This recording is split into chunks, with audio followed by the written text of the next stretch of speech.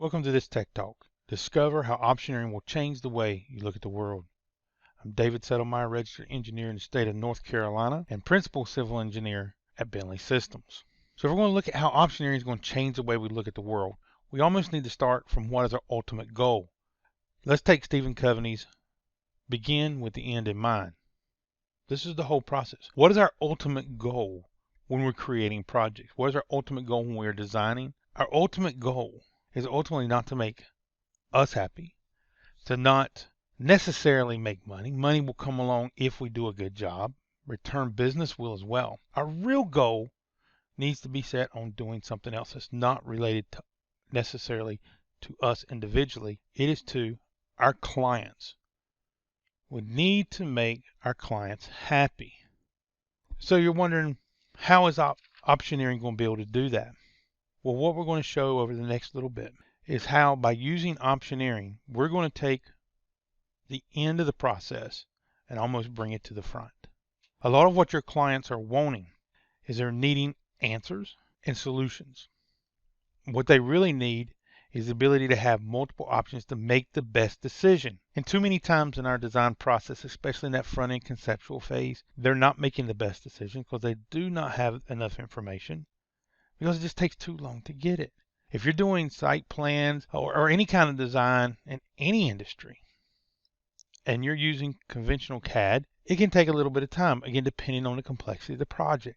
Now, usually if the project is more complex, your client's giving you more time to help make a solution. You don't have to have it instantly. But sometimes if the client sees what you're doing as something more general, they expect it sooner. Example, let's just take some site design. If I'm looking at doing a mixed-use community with 5,000 houses and grocery stores and community centers and parks, it was typical for a client to give my firm a month to do something. If I'm doing an office building with a couple hundred parking spaces and driveways and maybe a little recreational area for lunchtime, they were hoping to get it back within 2-3 days, week at the most, because their decision window was a lot smaller. And a lot of times they were competing with other developers to land that potential client. So how do we make our clients happy? As we go through this, we're going to talk about, again, bringing that part that typically is done near the end or back end of deciding how to do a project. And one of the biggest ways we're going to do that is we're going to talk about bringing cost and budget to the front. That's going to be a big way we're going to do that. And optioneering will allow this. So let's think about the word optioneering for a second. Optioneering is a word that a lot of y'all have heard. It's been thrown around a lot in the world in general over the last couple of years. And out talking to people, I hear somebody go, well, I do optioneering. I looked at a site 4 times. That's not optioneering. That's called looking at 4 options. Optioneering means looking at huge amount of information, a lot of results. For example, and you'll see this here in just a few moments, inside SITEOPS, once you have a site plan done, we're going to use optioneering. And what we're going to do is I'm going to hit a button, and it's for grading. Now think if I have a 10-acre site with an office building and a parking lot and a couple driveways. To grade that, again, probably not the most complex thing we'll ever do as designers, but it is very time consuming. It depends on the type of project. It could take from a couple hours to a couple days to a week. Imagine I click a button, optioneering comes into effect. And what I'm going to do now is I'm going to grade that site millions of times, and I'm going to do it in just a few minutes. Optioneering, again, is the process of looking at many options, in this case, up to millions of options, in a reasonable amount of time to get a decision. So again, the idea of grading the site millions of times within just a few minutes, I think that's pretty reasonable. And the best part is I can give my client fairly accurate. Again, it's like anything, there is no 100% accurate. And as we all know, once you go to the field on any project, all bets are off. Things can change, especially when it comes to moving dirt. But we want to start the best we can. But what he really wants, or they want to start in the very beginning with the best possible chance of making this project happen. And we do this, again, by delivering information. Now, the things that clients need is fairly simple. The complexity of making it, that's a different story. But what they need is they need a quality design. It's not much more difficult than that. If the design is not up to standards, no matter what information comes outside of that, doesn't matter. If Walmart's looking for a new site and you can't put enough parking, they don't care how cheap it is to build. It doesn't meet the standards. So we want to look at that quality of that design. So we're going to be able to do that. We're going to be able to quickly look at different iterations. One thing you can do with quality design, this is something I see a lot of people when they use the optioneering workflow, is they're actually thinking out of the box. The client says, I want this, or we think we want this. And as engineers and architects and again designers, we typically want to try to deliver what they want. The reality is what they want is us to come up with the best solution possible. So let's give them what they want. But then through automation, through optioneering, we're going to go in and we're going to give them multiple scenarios that they may have not thought of. Again, that's our expertise. Our job is to think of ways to solve problems. Designers, engineers, architects, we're nothing more than professional problem solvers. You give us a problem and we're going to solve it in probably a way that most people don't think about. That's what we do. And that's our specialty. So we need to have that quality design that they can feel good with, that they've got what they wanted. Now on top of that, they want one other thing, which sometimes can be the hardest part. They want low construction cost. They don't want to spend any more money than they have to. Again, the less money they spend, the more competitive they are, the more likely they are to land the project. If it's internal, the more likely a DOT might do a new rest stop if it can fit within funding. The most likely a school will add more classrooms if it fits within funding. All those kind of things can be looked at for the amount of information. Again, the information is what makes the decision. So, for example, a land developer will go in and they're going to run a pro forma to see how the project would do on making money when they took everything into consideration. The biggest gamble they have in any project that has site involved is not zoning, is not planning, is not the contractor itself. It's the risk of moving dirt. Because for so many years, we have not, in that conceptual phase, delivered grading quantities and numbers, sort of as you see on the budget in front of you, and things of this nature to the level they need in those first couple of days or a week of a project, because it's just pretty much undoable. So there's had to been a lot of guessing, or at least educated guessing. And again, that's what gets clients and designers and firms at each other's throats, because the client's not ultimately happy with what they get. But a lot of them do understand it's the quality of what we're using to design gives us the quality of design that can come from it. So again, the more information we get, the better they can fill in that pro forma to look at, is it worth them spending their money? And if you can help them get to that yes, that means they're going to give you the rest of the job. Again, I don't know, somebody watching this may have gotten rich off of doing conceptual plans. There are some people out there. But most engineers and architects I talk to, if all they did was conceptual planning, they'd have a hard time paying the bills. We need the full set of construction documents. We need the surveying if we offer it. We need construction management. And the way we get all that is we got to first get over the hump, give them what they need, deliver this, and help them make a decision so they go forward.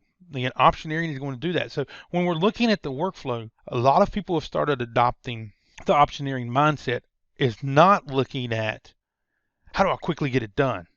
It's how do I help the client get an approval? And the way I'm going to do that is I'm going to start thinking from the reverse, coming backwards. Because I'm going to get the work done. I'm not worried about doing that. I'm going to show you some tools that are going to help you do it a lot faster. But the idea is, how can we make it better by looking at different scenarios? So what we're going to start doing in just a moment is we're going to do what's optioneering of a reality model.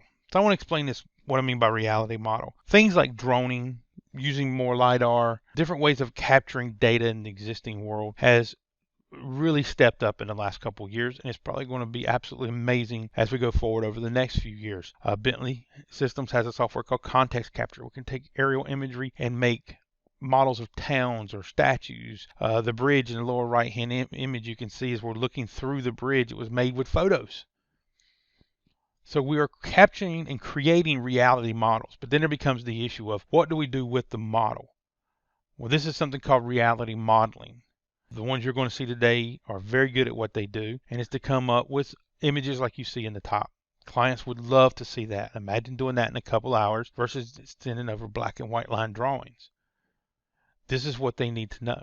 And if they know what the building is, add that to the model. If they don't, maybe we'll just use a generic building and change that later. But what we need to do is use optioneering, work with that real world existing model, model it to look at what can fit. Because do we even know this is what the client wants to put on the project?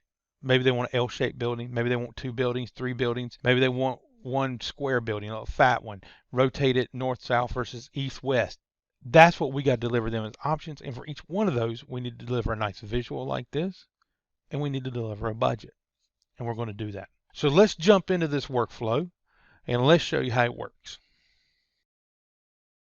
We are now inside of SITEOPS. So let's see how it can help us with optioneering and working with reality modeling. To start projects, you pretty much need some information or you need a location. So you can bring in things like your drone files that have been processed through ContextCapture as a 3MX file. You can bring in points, you can bring in surveys, you can bring in DWG files. Whatever you got, you can bring it into SITEOPS. Start using that as your base map information. Or if you don't have anything, we can do it to geolocate. So the client told me we were looking at an office building in Westminster, Colorado. Said it was over just below the airport on a golf course. So here's the airport, here's a golf course, and he told me, there it is, at Westmore Drive and Westmore Circle. There's a nice little piece right here on the east side. So let's tell SITEOPS to select location. I'm going to grab that information, put it on state plane coordinates for me. I can come in and grab the aerial imagery from Esri, and we'll do a nice world imagery. This comes along with SITEOPS. Again, it's all about time and effort and speed to make things faster. And there's that imagery. And if I zoom in just a little bit closer, we'll let it add in a new, more update, high detail model. We can come in and then just quickly let it just load up a little bit more. And we're going to take a clip of this information. There we go. So let's just do a quick little clip, say OK. So at this point, I'm going to turn off that Esri layer just so it don't move around and bother us in the background. So now I have a location. Well, we can definitely see we got some issues. We got an environmental section. We got a golf course on one side. And again, they want to put an office building, see what kind of thing they can come up with. But we need some surface data. So I'm going to go up to the USGS. And again, like I said, if you have your own, use that because by all means, it's probably a lot more accurate. So now we can come in and put a site in.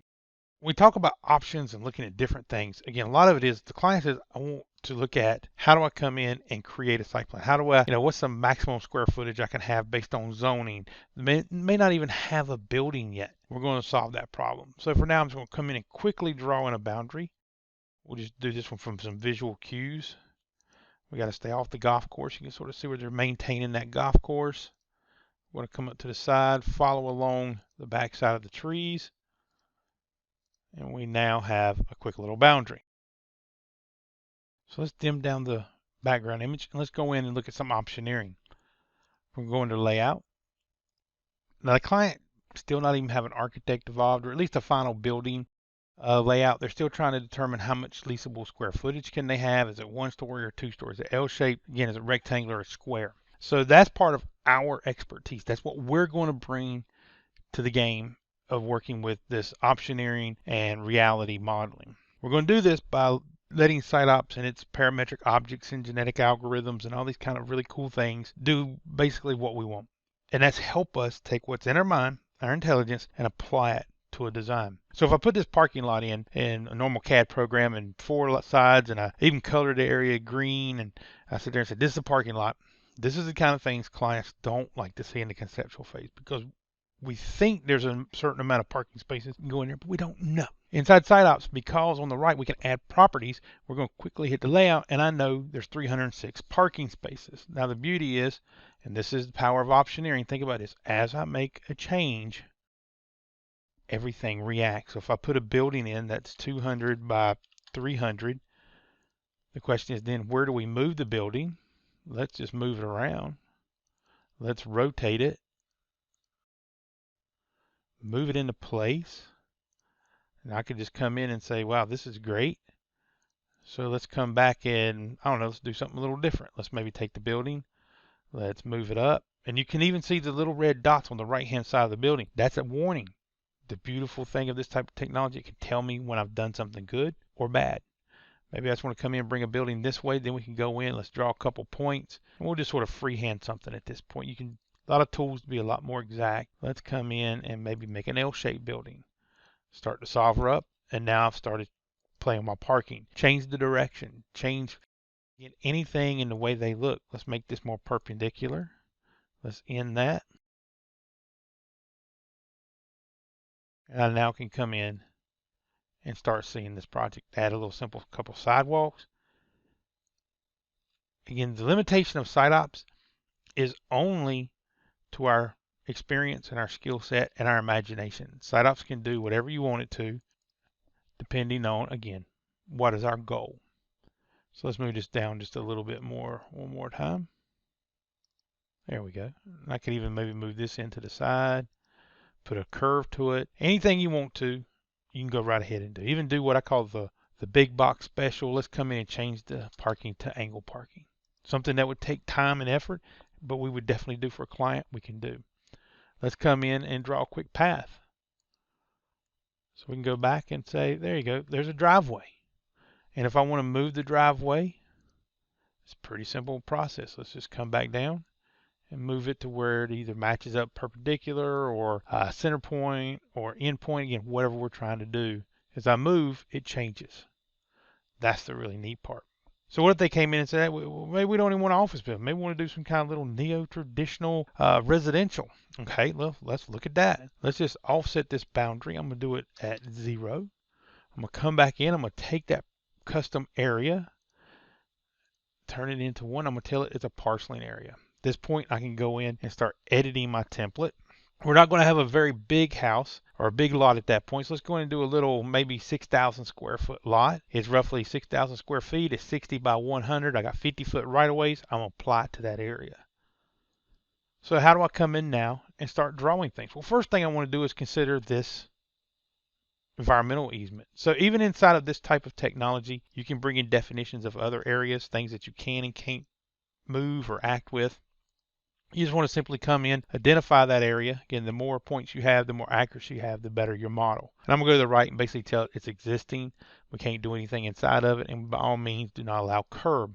So now to do a residential lot, let's just come in and we're just going to go up to the top, and I'm going to do something really simple and easy for this Tech Talk. We're going to do chain path. I'm going to offset it, and what I'm going to do is I'm going to offset it. We had a 100-foot lot depth and a 50-foot right of way, so we're 125 to the middle of the street.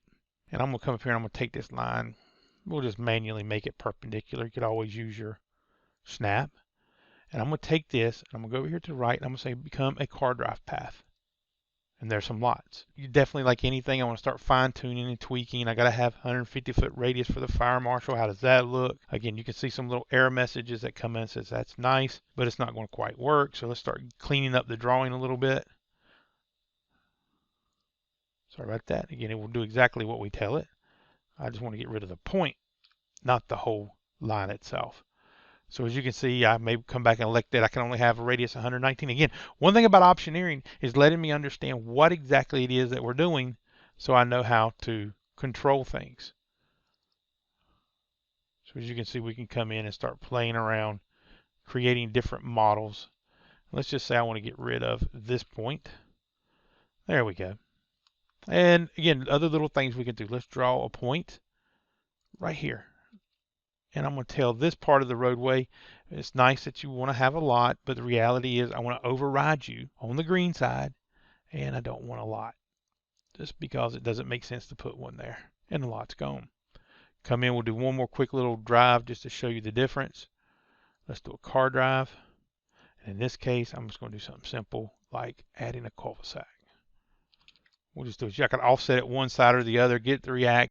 Tons of different things I can start doing, but quickly I can start manipulating and doing things different ways. So even at the point if the client says, wow, that looks really good, but I want to move something, again, move it. It reacts. It helps us make things faster, which is what the client ultimately wants. Time is our friend.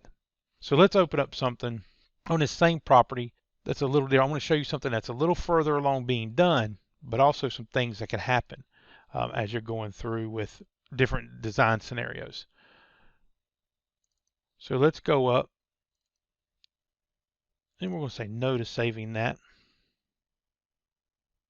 Here's that same project. We got an office building, got a little input from the architect or a lot, and depending on the process, we got some walks out front. We got a building, parking in the rear, drives. And if I do layout and grade, you're going to see there's already an issue up there. It's already noticed. This is another great thing about optioneering and looking at a reality model, because this is what I talked about one time. Does the client ultimately have an idea of what it's going to take to build the site? Probably not. we're going to have to get some things with it. So the client wants this site to be graded. We want to see in the lower right hand corner, it's churning through the numbers. It's looking for the lowest cost of construction. I can turn off and see where my red is cut, my blue is filled. How is SITEOPS thinking about grading the project? Now, one thing you're going to notice is it looks really nice, and the client had some restrictions. They wanted no walls, which most clients never do, right? And they wanted this driveway to be a little flat, around 3% at the top, so that the building could have some visibility. They didn't want it too far in the hole. Okay, well, that comes at a cost. Problem is, when I put in all the constraints that the client wants, they want this type of layout. In the upper right, just right up here, it's going to say grading is not feasible. This becomes an issue. Well, we got a tool to help solve that. Again, this is the beauty of being able to look at the options. We've looked at it. We can't solve it. So I can come under problem layer and turn on one called slope. Now this is really, I love this tool inside of SITEOPS because it actually shows me from the circle at the top all the way straight down, almost dead middle bottom. You're going to see another sort of orange circle. This is my path of conflict. This basically says if I go right in the middle of the building, I'm missing by 1.38 feet. So no matter how hard I try in the real world, I could never build this without something having to change. So there's two ways of changing. Again, this is about our experience, not decisions that thought of later on in the field. We're going to make these changes right here and right now. So let's look at the first one. The first one is, let's come up to this roadway. I'm going to turn off that problem layer, go to properties. We're going to take the roadway. And if I look in the lower right, they wanted a max slope of 3%. So let's just try 6. I'm going to apply that to the model. I'm going to hit the grading plan. I'm going to open it up. Now we went from around 820,000 to 840. We was able to come in, look at this. You can see colors are not quite so bad. But the big thing we've done is we've solved the problem. Site works. Well, what if they come back and say, you know what, visibility is everything. We're selling this building to somebody else and they have to be seen. Okay, well, we still got to solve the problem. So one other area I could look at that when I go back to my layer, I'm going to go over here and I'm going to see that we have, let's actually go back and regrade this again so we can get the grading error back up. There we go. Is we have the little point right in here where we're having an issue against the existing area.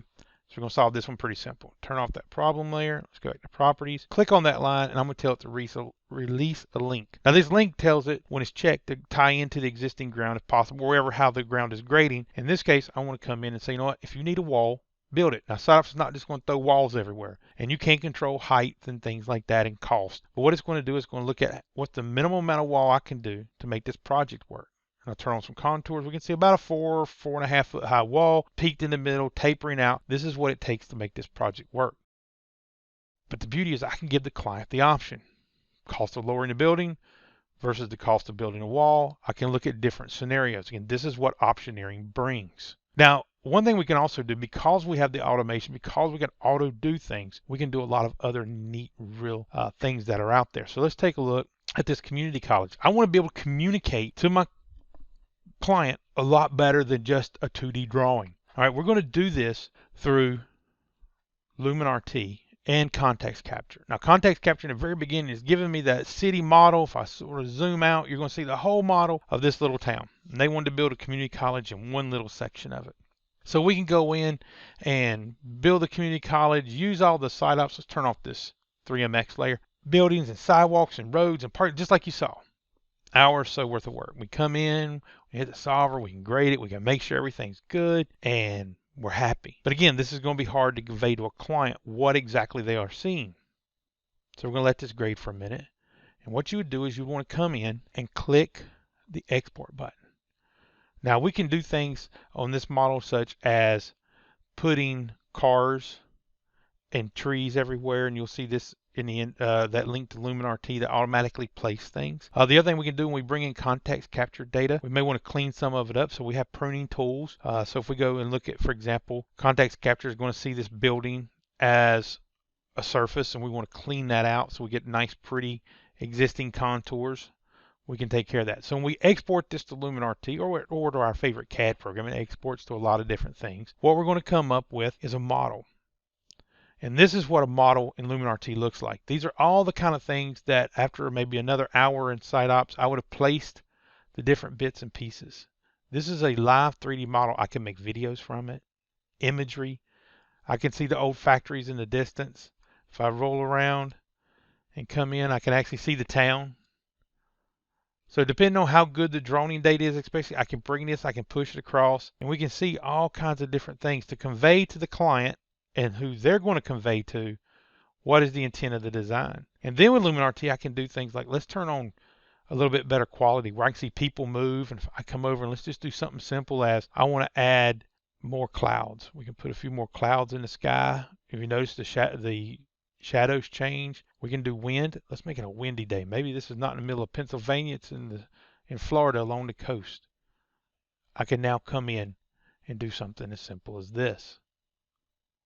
So this is the beauty of being able to look at optioneering along with reality modeling. Is going to help me bring to my client a lot of different things. Maybe it's something as simple as a larger auto manufacturing type facility. And we're not really into a lot of the details. We're still working things. I'm using different colors instead of real buildings to represent things such as office, distribution, maintenance, manufacturing, railhead. We can come in and see, in the case this is auto manufacturing, all the different bits and pieces at the top for car storage. This is the really neat thing that we can start doing when we start bringing in the power of tools like ContextCapture, SITEOPS, and LumenRT. We're going to deliver to the client not a black and white and not some color drawing, which probably looks fantastic but takes a long time to do. We're going to bring them this, and we're going to do it for each option that we look at, because all I got to do is press an export button from SITEOPS to get out to this. So that's the really cool part. So that shows you how optioneering can be used to help you think of what the client needs and wants to be delivered at the end of their project. Now that was a glimpse at how SITEOPS and optioneering can perform to help make your project better, give more options to the client, allowing them to look at different alternatives and make a more informed decision.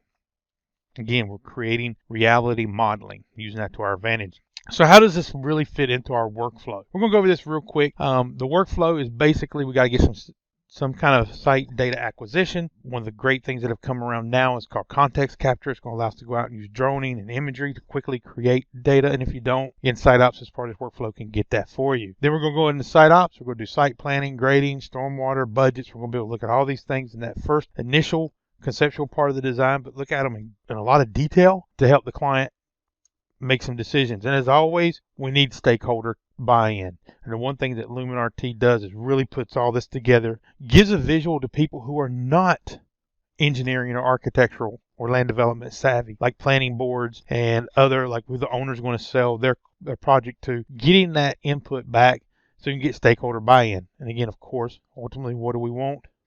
The ability to do revisions and not go broke doing it. This cycle is going to allow us to do those revisions, because at any time I can add more data, I can change things, I can make more visualizations, all by clicks of a button. Again, I want to thank you for watching this Tech Talk. Discover how optioneering will change the way you look at the world. Remember, it does change the way we do things, because we're going to start with the whole end in mind of delivering more, giving more information. Again, it's all about the information the client can do. We're going to acquire the data. We're going to apply our experience, which is that's the best thing we can do to any workflow, is get more experience into it.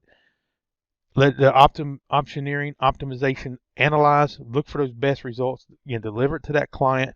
And if we do all this, the whole goal is, whenever we change and do something different, we want to win more business. We want to seem better than everybody else. And when you can do this kind of work and do it in days or a week, when it usually takes weeks or months, that's the kind of thing you're going to be able to deliver. And exceeding those expectations, that's what's going to make you win more business. Thank you for watching this Tech Talk, and have a great rest of your day.